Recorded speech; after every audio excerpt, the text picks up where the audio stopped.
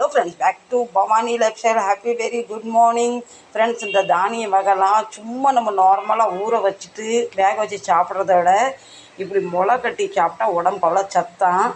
நாங்கள் ஒரு கல்யாண வீட்டுக்கு போயிருந்தோம். அங்கே வந்து சேலட்லன்னு சொல்லி இந்த ஊற வச்சு வேகலாம் வைக்கிற ஊற வச்சு முளை கட்டி அதில் கொஞ்சம் வந்து ஆம்ச்சூர் பவுடர், சேலட் பவுடர் போட்டுலாம் கொடுத்தாங்க. ரொம்ப டேஸ்ட்டாக இருந்தது. ஆனால் அது பச்சையாக சாப்பிட்டோம்னா சத்து ஃபுல்லாக நமக்கு கிடைக்கும்.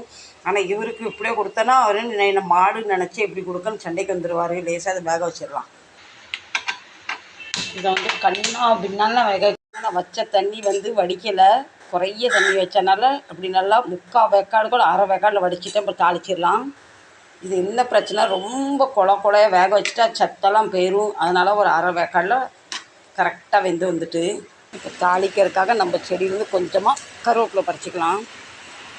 நம்ம வீட்டில் உற்பத்தி பண்ணுற பொருள் எதுவுமே தொடும் போது அப்படியே நல்ல ஒரு குட் வைப்ரேஷன் ஆகுது. நம்ம காக்கா பசிக்கு சோறு வேணும்னு கேட்காரு, கொடுத்துடலாம். கடுகு ஜீரகம் நல்லா பொரிஞ்சிட்டு ஒரு காஞ்ச மிளகா, கொஞ்சமாக கருவேப்பிலை, அவ்வளோதான், ரெடி.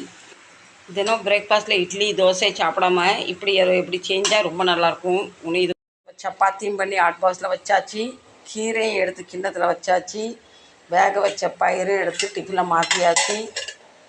பாத்திரத்தை கழுவுனா நம்ம கிச்சன் வேலை முடிஞ்சிடும். இன்னைக்குங்க பொம்பளைங்களுக்கு கிச்சன் வேலை முடிஞ்சிருக்கு. காலையில் முடிஞ்சா மத்தியானம் முடிஞ்சா நைட்டு. இந்த உலகத்தில் நம்ம வாழ்கிற வரைக்கும் நம்ம கிச்சன் வேலை முடியவே முடியாது. காலையில் முடிஞ்சா மத்தியானத்துக்கு என்ன சாப்பாடு, மத்தியானம் முடிஞ்சால் நைட்டுக்கு என்ன சாப்பாடு, இதுக்கு இடையில சாயங்காலம் 6 மணிக்கு டீ டைமும் இருக்குது. இப்படி தான் பெண்களோட நிலைமை. சரிங்களா? நீங்கள் இன்றைக்கி என்ன சமையல் பண்ணீங்க, என்ன பிரேக்ஃபாஸ்ட் பண்ணீங்கன்னு கண்டிப்பாக சொல்லுங்கள். இன்னொரு வேலையும் வந்துட்டு அது என்னன்னு பாருங்கள் வாங்க. கொஞ்சமாக அரிசி மாவு, கொஞ்சம் ரவை, கொஞ்சம் கோதுமை மாவு, கொஞ்சம் பச்சை மிளகா, வெங்காயம் எல்லாம் போட்டு ஒரு தோசை சேர்ப்புறேன். இவருக்கு தோசை மாவு இருந்தால் தோசை சுட்டு தரட்டா, வேண்டாம் பாரு. இப்போ தோசை சாப்பிட்ணும் ஆசையாக இருக்குன்னு இப்போது இன்ஸ்டன்ட் தோசை ரெடி. தோசை ரெடியில் மாவு ரெடி.